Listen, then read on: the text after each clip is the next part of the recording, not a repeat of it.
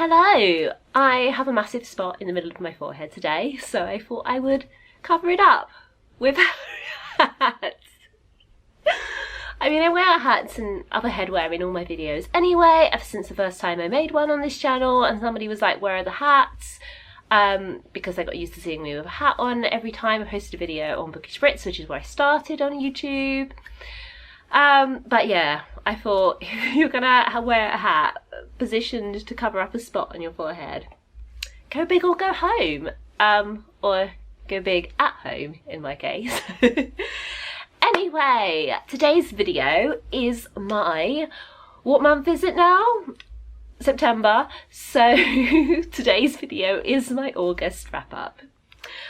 I am going to go through all the books I read in August, which was a grand total of 11, some of which were from my ongoing summer project, and a couple of which were the last few books from my Yelk project. So without any further ado, let's get on with the video. So if you're new to this channel, I am a big fan of reading projects. I did a whole video about this last month, introducing my summer project, explaining why I've decided to go in a project-based direction in my attempts to defeat the towering monster that is my TBR.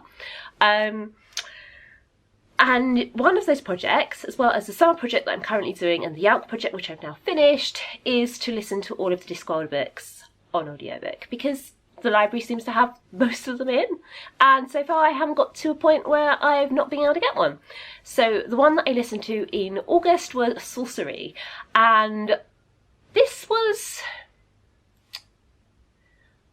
a bit more of the same.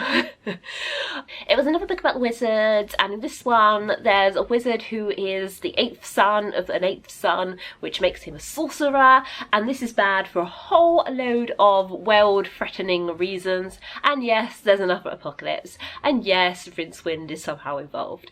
And I enjoyed it. It was fun. It wasn't as good as Equal Rights, in my opinion. That so far, that is my favourite one. But yeah, I enjoyed it, and I'm carrying on with this project, and you know, I can't see myself stopping. The first print book I finished reading was Spellbook of the Lost and Found by I just completely blanked out on her name, Moïra Fowley-Doyle. I read the Accident season in July. I finished the Accident season in July. Technically, I actually started this one first because I had the Accident season at work. But then I finished the Accident season first. So yeah, I had to finish this one off in August. I did get a bit confused, again, by the number of characters in this at first. But not to the same extent I did in the Accident season. In the Accident season, there are three narrators, and I kind of found it hard to keep them straight, whereas this one is a bit more straightforward, and I found that a lot easier. But still, there are quite a lot of people you have to remember, but I kind of like that. I liked the book being full of characters, and I think it's just my own personal failing in not reading this book all that quickly. I was reading it in little bursts because I had Sourcery on the go at the same time, and I was reading the Accident season at work, and yeah, I don't think that helped. It wasn't ideal reading conditions, but I really, really loved this. As I think I said when I reviewed the Accident season, this author has become a must-read for me. I just love her style, I love her characters, I love the themes she explores, I love that there are parties and teenagers doing naughty things. Basically, you know, the kind of books that I would have loved to read as a teenager, with all the witchy stuff and people getting up to no good, you know. I was a very good teenager for the most part, and I loved to read about people who were badder than me, basically. You know, I love that as escapist thrill of reading about people who went to parties, because until I was like 17, I didn't go to any parties. So yeah. Another great book. Then I went on holiday and I was like, I'm going to read loads of books, it's going to be great, but actually no, I only finished one, which was The Confession by Jessie Burton, which is new. I got that from NetGalley. I went on NetGalley shortly before my holiday and requested some stuff because I thought then I could take them on holiday with me, and I've got them all on my Nook, despite the fact that I have loads of stuff to read on my Nook already. Anyway, I got The Confession. I really enjoyed The Miniaturist and The Muse by the same author, so I was really excited to read The Confession and lording it over my sister, who is also a Jessie Burton fan, and I did really, really enjoy this. I think it's kind of just, it's more of the same. It's different from the previous two because one of the, again, it hops between two time periods, but one of them is now, basically. It's more or less now, and the character in now is a woman in her 30s who has, you know, wondered what happened to her mother her whole life. She's been brought up by her dad. She doesn't really know what happened to her mum, and one day her dad kind of gives her a name, which becomes a push in the direction of finding out what happens to her mum, and she ends up having to take on this whole secret identity in order to try to get close to this woman to find out what happened to her mum. And it becomes this whole very emotional, very complicated, interesting story, and I really, really enjoyed it. I would recommend, especially if you like Jessie Burton's previous two books. I think, yeah, it's very much more of the same stuff, which is in no way a bad thing. I think if you like an author like that, then that, you know, basically just gives you a reliable source of good reading material. The next book I finished reading was The Poet X by Elizabeth Acevedo. I actually started reading this whilst waiting for a bus on holiday. Last year, when I went on holiday, I made the mistake of not bringing a book with me out one day, and I had to stand for a very long time in a very long queue to go up a tower, and I was there for like 2.5 hours, and I was bored out of my little mind because I did not have a book with me. Anyway, because of this critical error, I decided that there's no way I'm going to be without a book, even if I don't have space for a book, and, you know, my arms are really achy and I don't want to carry around a big bag. I'm going to put the Kindle app on my phone. So that is exactly what I did. I put the Kindle app on my phone, and I had bought The Poet X. Oh, God. Not that long after it came out, I think it was in the Kindle sale for 99p, so I got it. And I just thought, yeah, I'll download that, I'll have that to read. And then I was in this queue, and I thought, you know what, I know I've got The Poet X, I'm going to start The Poet X. I think that's a book that I could handle reading on my phone because it's in verse. It's not in, you know, loads and loads of prose. It's in verse, which actually makes it brilliant for dipping in and out of and reading on transport. So yeah, I started it there, and I finished really quickly after I came home, and I really, really enjoyed it. It's an incredibly powerful, emotional read, and I mean, you know, this book has won awards, people have talked about this book for ages, and I am still tentative about it because I got burned by novels in verse.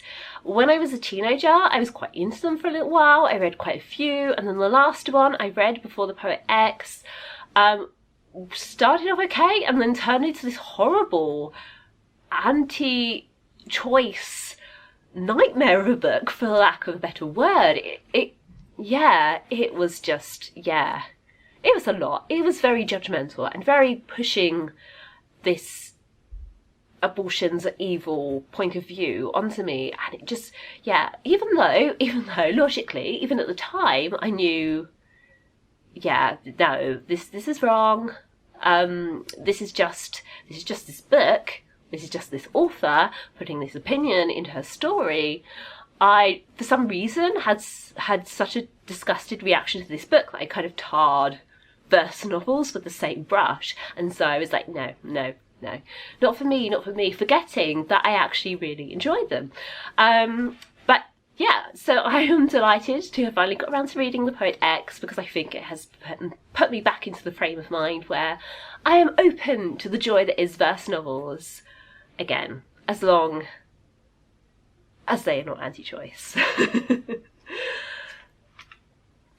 The next book I finished reading in August was The True Queen by Zen Cho. This actually came out, God, I think it came out this year? Yeah, it did come out this year, and I had pre-ordered it because I loved Sourcery to the Crown, the first book in this series, so much. It was my favourite book. I don't think I read it the year it came out. I think I read it the year after, but it was my favourite book I read that year. I adored it so, so much, and I was so excited for this, and I pre-ordered it, and I was like, right, I'm going to take the day off work once the pre-order comes in, and I'm going to read it, and I'm going to have a brilliant time. And then, of course, what happened was, you can guess, that day came and I just wasn't in the mood. But this was the last book on my Yalk project, TBR. And I'd actually forgotten that Zen Cho was at Yalk and hadn't put it on the TBR to begin with. And then I remembered on Yalk weekend, but unfortunately I had missed the panel. I missed the panel she was at, I think. I didn't sleep very well, and so I decided to lie in. It was an early one, so I missed it. But yeah, and once I remembered, I was like, True Queen, I've got to read The True Queen. I've got to read The True Queen. And I read The True Queen, and I loved it. And it was everything I could have wanted. And more. Yes. What I really loved about it was that it has a similar vibe to Sorcerer to the Crown, and it has some of the same characters from it. It actually moves away from Britain for at least the introduction to the novel, and focuses on some characters and some Malaysian mythology, and so you get these two kind of worlds kind of coming together, and there's a lot of comedy over cultural misunderstandings, which was really funny.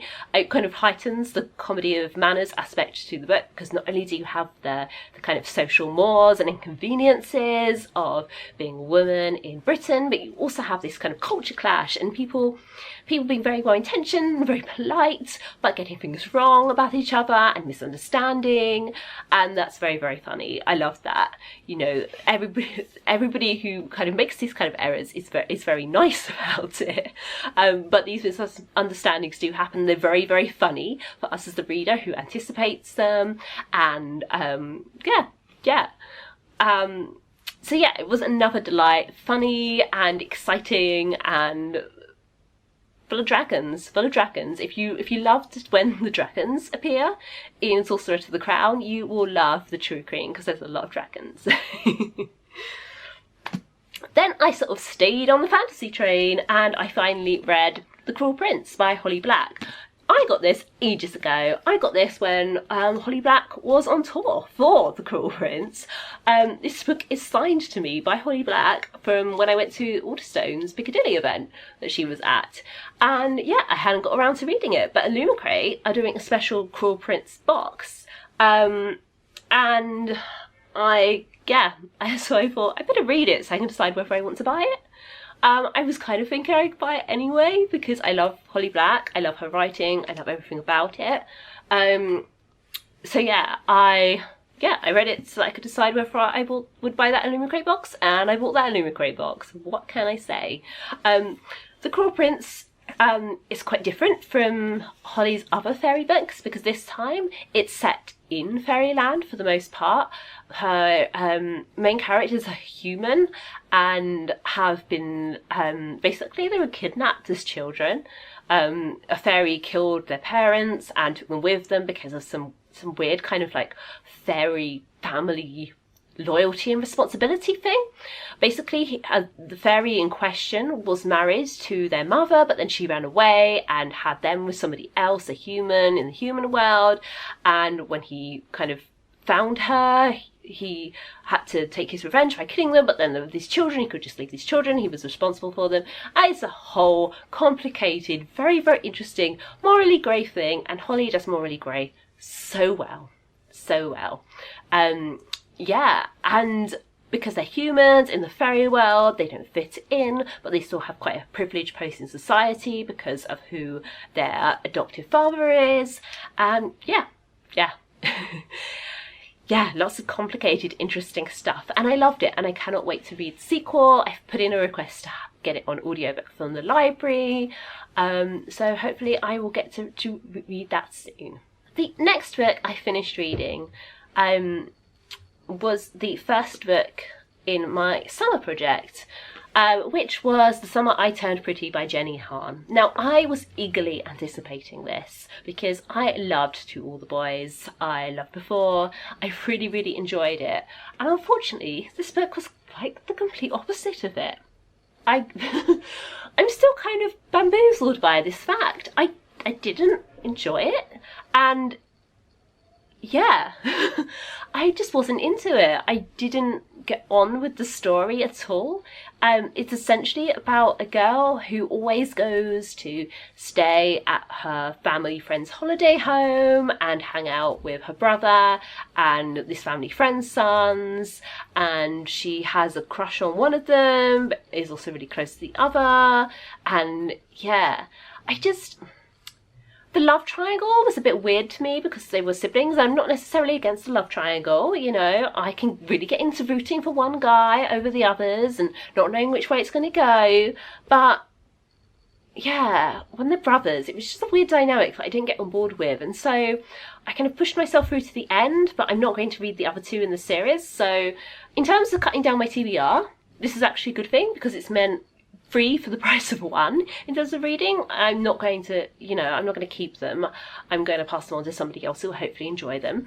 But yeah, I was disappointed because I was hoping to enjoy this series, but yeah, it's fine. I still have the other two books in the To All the Boys I Loved Before series to read, and hopefully, you know, those two will carry on everything I loved about that book.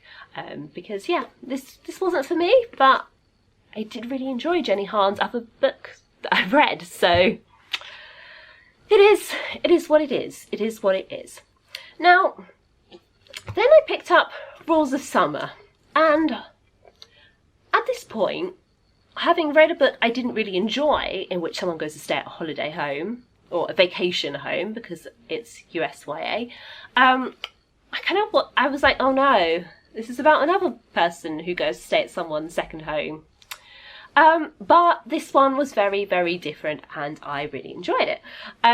So basically this is about a girl who she has a bit of a troubled background. Her mother is always moving from boyfriend to boyfriend and she's not very happy. And so when her aunt offers her the opportunity to go and stay at the place where she works, which I think is in the Hamptons. I want to say it's in the Hamptons or some kind of... Yeah, it's the Hamptons. Yeah, so she goes to stay in the Hamptons, where her aunt works for this very wealthy family in their vacation home.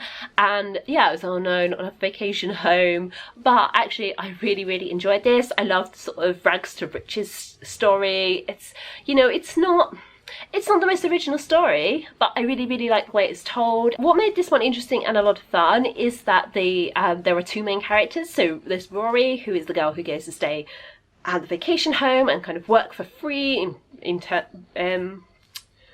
return for getting to stay there.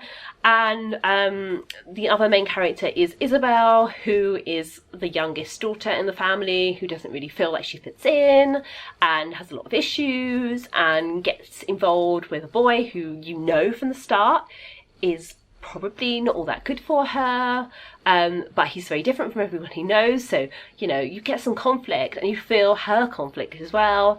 And yeah, the contrast between these two characters and how their friendship slowly develops is really, really interesting. It's never an equal friendship because Isabel always has so much power over Rory because she is part of this very privileged, wealthy family that are letting Rory stay there. But they get closer and closer as things go on. At first, it's sort of a hate, you know, and, you know, the only thing better than a hate to love story is a hate to best friends story. So yeah, good times. The next book I finished reading was The Summer of Impossible Things by Rowan Coleman. This one I actually listened to on audiobook.